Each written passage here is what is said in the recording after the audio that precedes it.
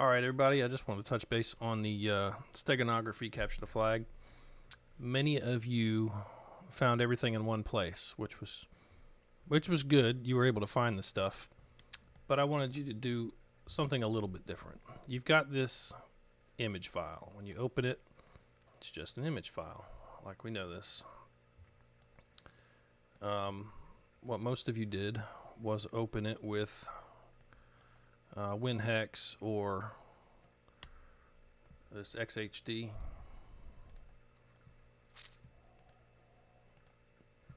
And here you can see all the flags. If you just look at the flag, there's flag 2. And we'll start with this one.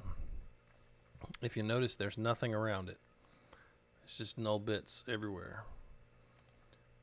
This tells me that it was likely placed in here on its own, and the hexadecimal was edited like this, just adding content straight to the hexadecimal. Many of you also noticed that if you scroll to the end, well, so here, this is not the end, this is flag number 3, but this has got extra stuff in here. You see Adobe, you probably recognize that. Meta, the word meta here might ring some bells. If you found it this way, that's fine. You can still see the plain text. But what if this was encrypted information? Or if it wasn't, it just wasn't recognizable. What if it was coordinates, numbers? You wouldn't recognize that as being a flag. And then at the bottom, you can see flag number 1. But what is this, and what does this mean? What is this, and what does that mean? So what I wanted you to do is just think a little bit different. Try some different things. This works. Like I said, you can see everything. Full credit, no problem. Well, let's try.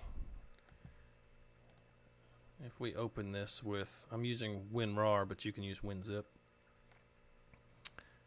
And it opens just like a zip file. In here is that secret.txt.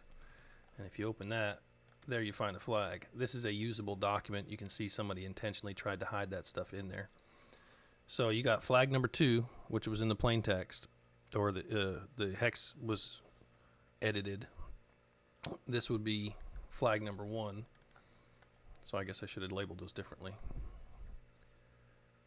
And then a simple way to view metadata on a picture is right in Windows, Security, Details, Comments. This is flag 3, and this is why you saw that metadata around flag 3 in the hexadecimal, because it's listed as metadata in the metadata right in the properties. So that's how I was hoping you would do.